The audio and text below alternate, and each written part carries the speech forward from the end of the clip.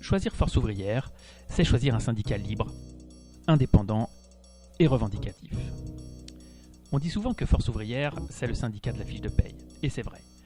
Là où FO était présent, dans le Maine-et-Loire et la Mayenne, Force ouvrière a revendiqué systématiquement des augmentations de salaire lors des négociations annuelles obligatoires.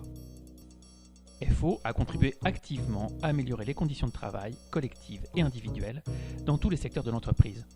Cela s'est fait par la discussion et la négociation avec l'employeur, mais lorsque cela ne suffisait pas, les élus FO ont su utiliser d'autres moyens, comme le droit d'alerte, les expertises, la pétition ou la grève.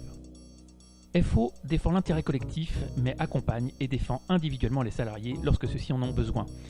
C'est le cas pour les conditions de travail, les entretiens disciplinaires, les ruptures conventionnelles, etc. Choisir FO, c'est choisir un syndicat qui gère les activités sociales et culturelles d'une manière responsable et dans l'intérêt de l'ensemble des salariés.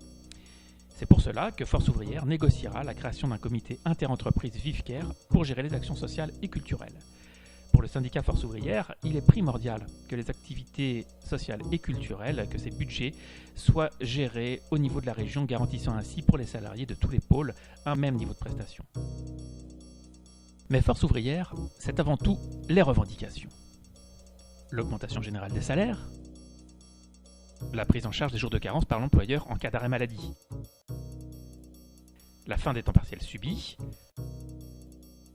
l'attribution d'une prime décentralisée sans aucun abattement, l'attribution de tickets restaurants pour les salariés ne disposant pas de restauration sur place, une seule convention pour le pôle, la CCN 66,